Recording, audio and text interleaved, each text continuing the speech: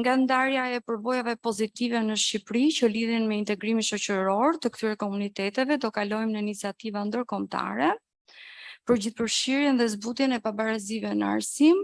Ftojmë zotin Billa Kardon, që është udhëheqës ekipi projektit RCS-it me qendër në Hungari.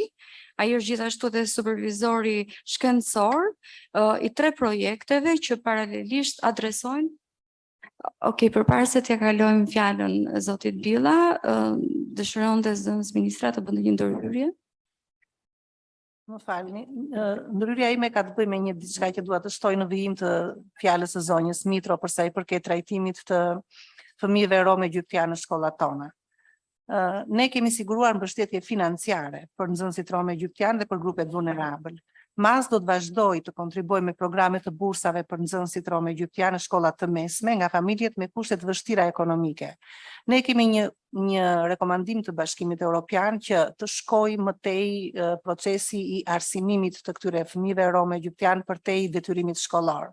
Pra, në fokus kemi reduktimin e braktisjes shkollore nga ky kontingjent fëmijësh, por edhe më tej vijimin e tyre edhe në shkollë të mesme. Kështu që Ministria e Arsimit është gati duke e rishikuar një vendim të Këshillit Ministrave që të ndihmojmë në vijimësi të mësimit pikërisht ata fëmijë që e frekuentojnë shkollën dhe që mund t'i orientojmë drejt arsimit të mesëm dhe më pas pse jo edhe në arsimin e lartë.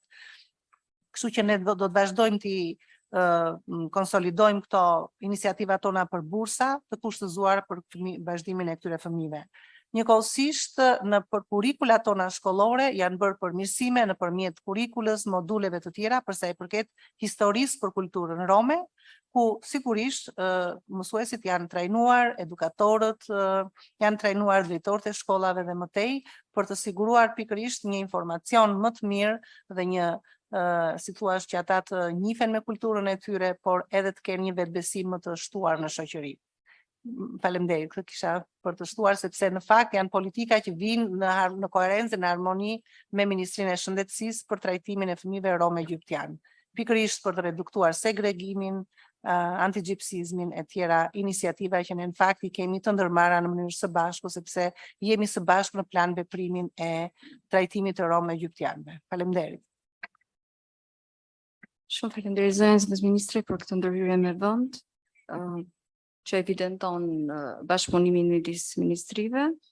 Atëherë po vijoj me kalimin e fjalës tek zoti Billa Kardon, që do na flas për projektet tre iniciativa ndërkombëtare, të cilët bëjnë së bashku ekspertë të terrenit lidhur me zbutjen e pabarazive në arsim. Zoti Billa, fjala për ju.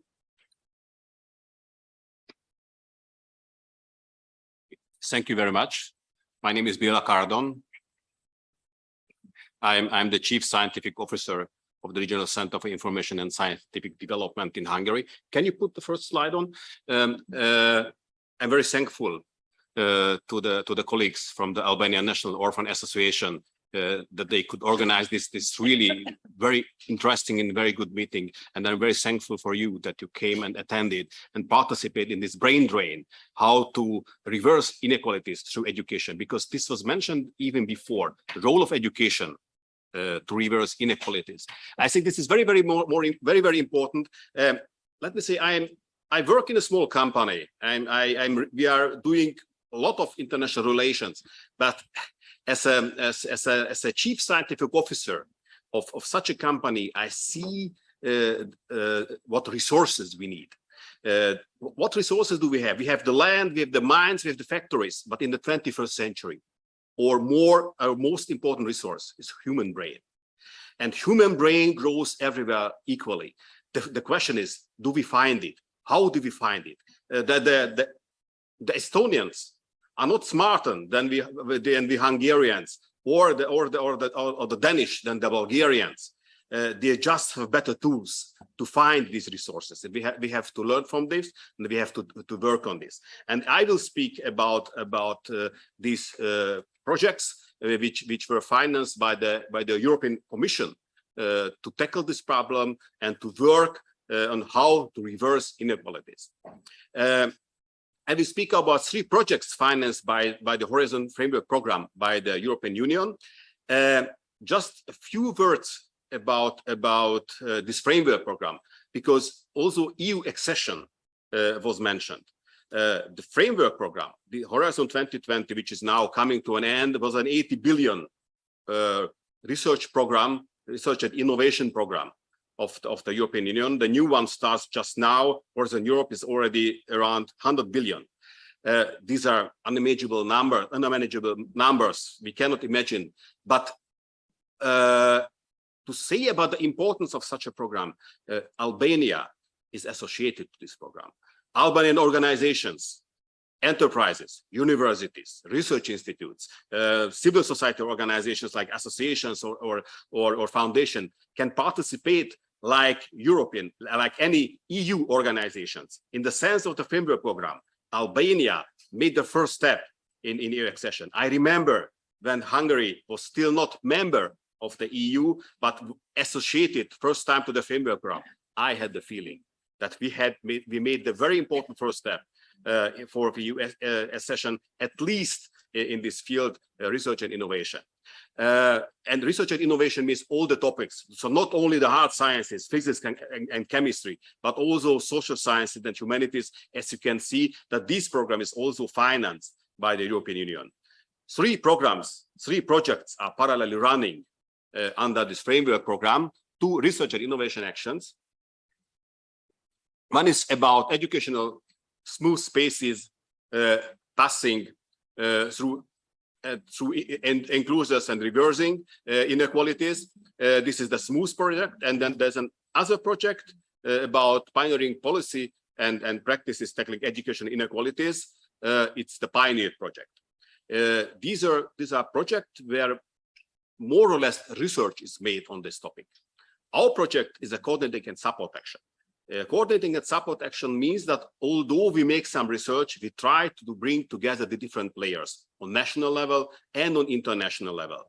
If we count together all the countries in these 3 projects, we have a lot of participants here.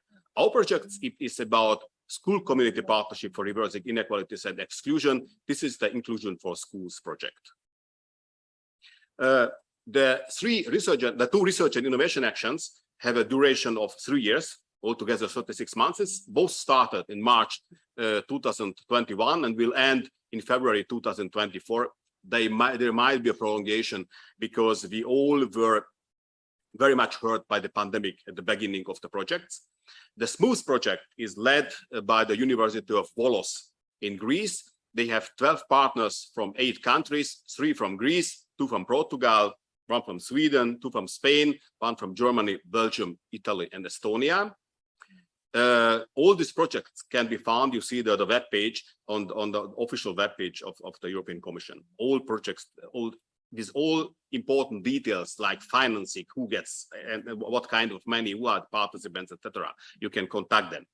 The Pioneer project is led by the University of Luxembourg. They have 13 partners from 9 countries, 2 from Luxembourg, 1 from Switzerland, 3 from Germany, 1 from Spain, Finland, Hungary. This is not us, this is another organization. 1 from Ireland, Lithuania, and 2 from Norway. Let's go at first to the Smooth project, which is about educational smooth places. The University of Volos, or these colleagues who lead this project at the University of Volos, they work a lot together with communes, mainly agricultural commons. And they had the idea to introduce the paradigm of commons in an educational system to address active social inclusion. And they think that these commons can work as a catalyst to reverse inequalities.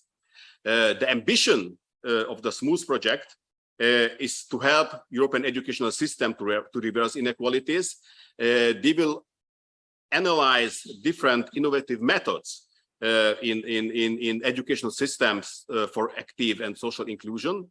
But there's one important thing in this project, that they want to bring the voice of the children, to give more role to young people into policy making. I'm really interested in it, how they can manage this very important task. And of course, like many such projects, they try to network with other projects and initiatives. They try to enhance the mobility of researchers in networking. And what is the main topic of such a project? Not through this initiative to help children, to help the educational commons, to reach that we will have more stronger, resilient and free and fair societies in the future. The Pioneer project is led by the universities of Luxembourg, as I mentioned, and also they are focusing on educational inequalities. The project features, the main project features may be that they try to work on integrative methodological frameworks on different levels. This multi-level framework, considering mechanism and innovations, they will study on micro level, on meso level, and on micro levels. It is macro, micro, and in between the meso level. The overarching goals of the project is to determine research-informed policy measures and identify pioneering policies, best practices, innovative and empirically effective tools to tackle these educational inequalities. Our project is the Inclusion4Schools project. I will not repeat the long title, it's quite long. Just rather speak about the mission of our project. Of course, we try to identify and narrow down social inequalities, but as we are a research and innovate and coordinating and support action, community building is a very important pillar of our project. Of course, we try to strengthen social integrity and solidarity to enhance inclusive pedagogy in public education. We try to support segregated institutions to break down the walls of exclusion. But again, since we are a coordinated support action, we try to bring in as many players as possible. We try to enhance the cooperation not only between researchers, but with policymakers, with politicians. In my understanding, policymaking is where the laws are made. This is politics. Policymaking is where the implementation is, and implementation is a very pillar important pillar of politics. So we need not only the politicians but the policymakers who do the job in the ministries. Of course, we need the teachers. And we need the civil society associations, the intermediaries, associations, foundations who work with these groups which are segregated, which deal with people who live in very poor condition, to find them, to help them, and to assist them. And of course, it is not an easy part of our project. We have to try to work together with the two other innovation and research actions to generate networks. In a short future, professional services will be available, a knowledge sharing platform to evaluate and to disseminate these good practices we found.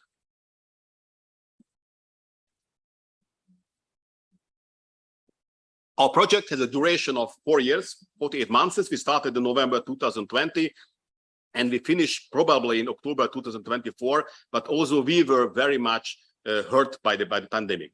So there might be, or sometimes I hope that there will be a prolongation just to continue this kind of activity what we're doing.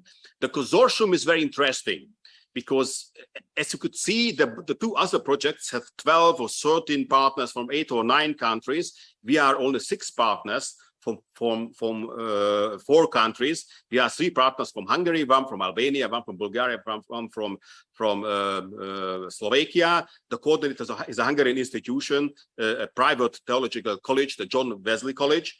It is very rare. Let's make a step back. I mentioned that our countries are all in this big framework program of the European Union. However, the coordinators are usually Western Europeans. It's even for us very hard to come in such a project.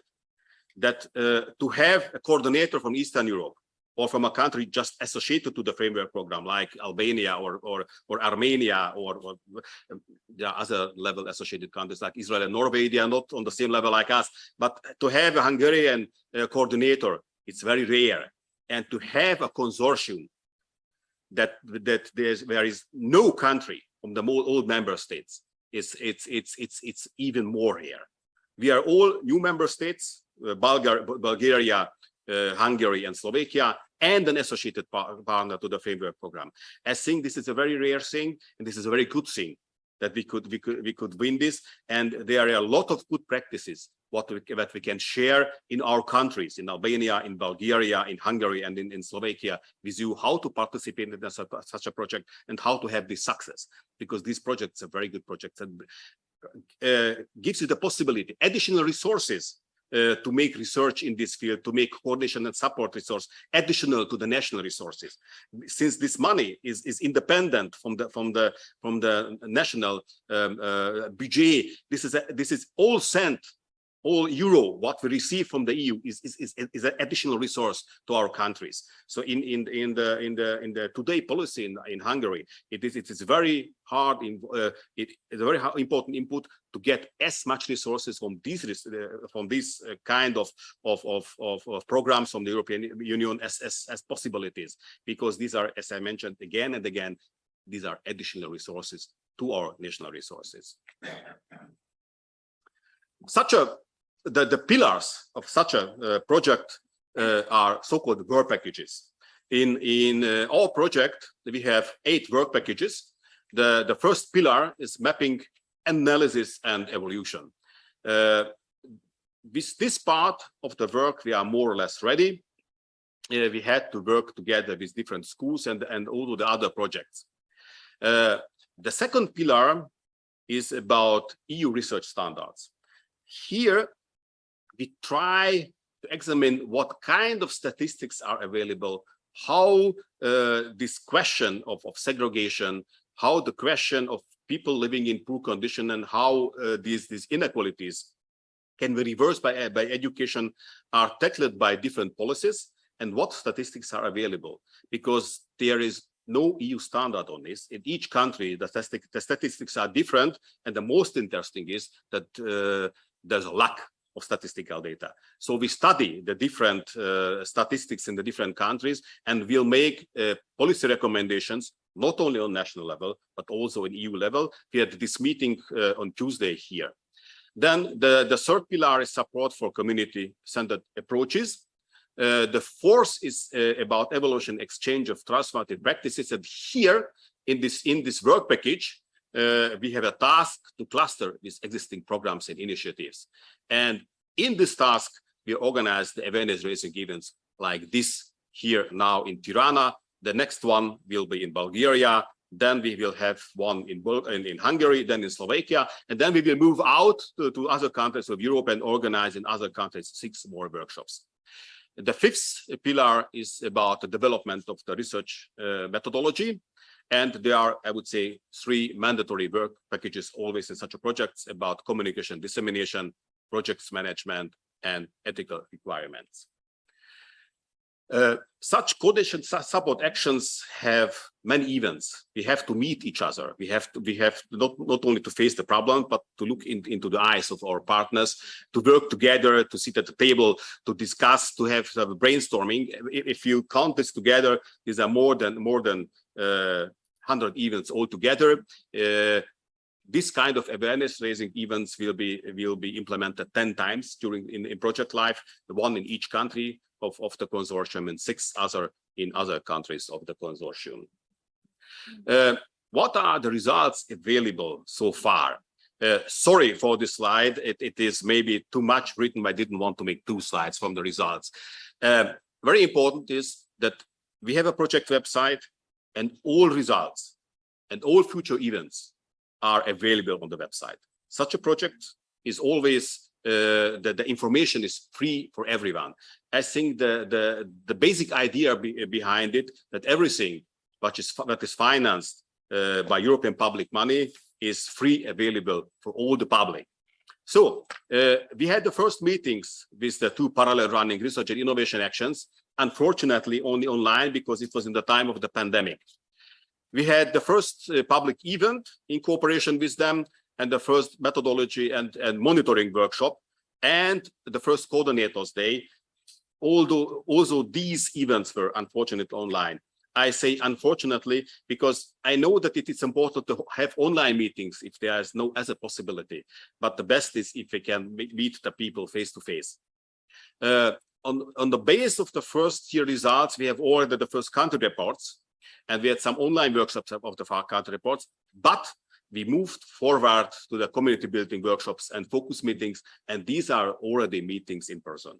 So we started after a year, more than a year, the activities where we can really meet the people and really work with the people. We had open school classes for adults, we had community discussion events, and we are working now on data collection, and we'll make the first data about social impact analysis.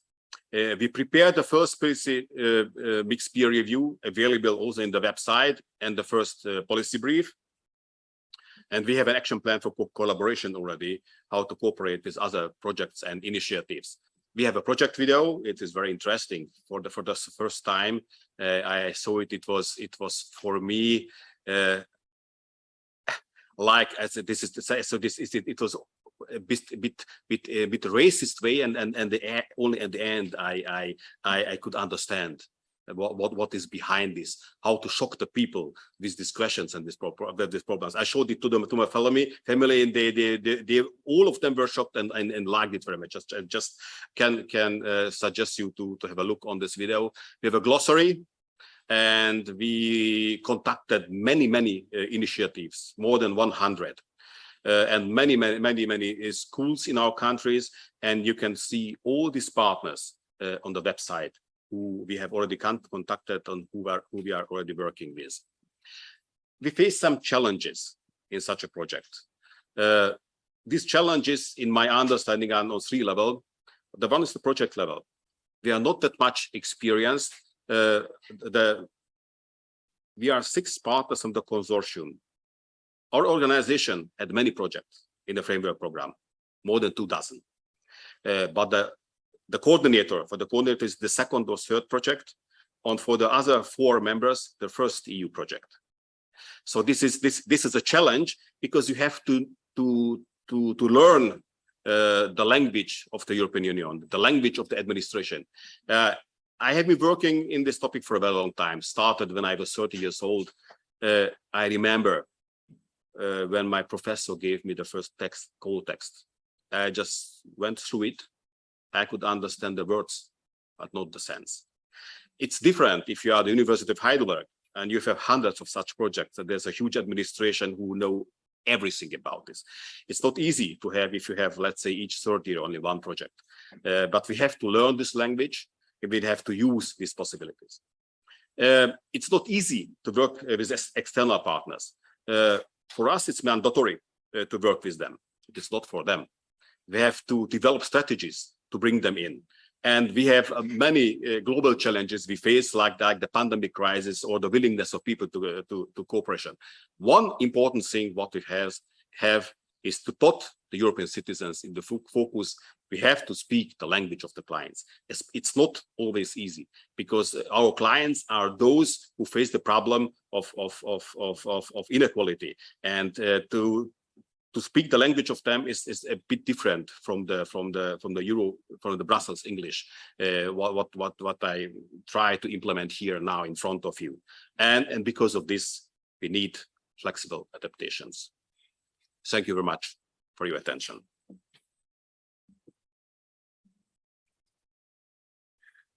Profesor Billa, shumë faleminderit për ndërhyrjen tuaj.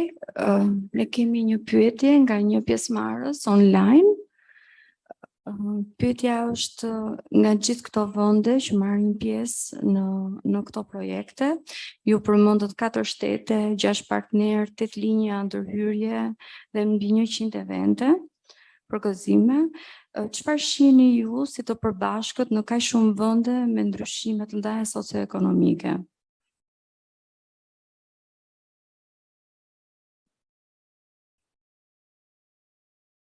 So now Now I have the slide of our consortium. No, sorry, it is only on my computer. Just make it back. Just have a look on our consortium. You see the countries. If I go back to the other countries, segregation is maybe present everywhere in Europe, but it has, I think, a different meaning in Norway, in Switzerland, in Spain, in Hungary, or in Albania. These are very, very different levels. And I think being poor in Norway, being poor in Spain, being poor in Hungary, being poor in Albania is again very different levels. And if you look on these countries, and again, if you look on the countries of our consortium, we are rather come from the poor part of Europe, from those who are much more suffering of these problems. I mentioned at the beginning that human brain is growing everywhere. However, Estonia is more successful than Albania, or Denmark is more successful than Hungary. We are the Hungarians and the Albanians, and the others are the Danish and the Estonians. So they maybe the inequalities means a bit different for them than for us. For us, we have much more work to do, and the resources available are. It's everyone knows that we are not the same resources in Hungary and neither in Albania than those have in Norway or in Denmark or in Switzerland. This is, I think, this is a very important common thing in our consortium, that our problems are more similar than in the consortium, in the two consortiums of the research actions. Shumë falenderoj profesor për sqarimin.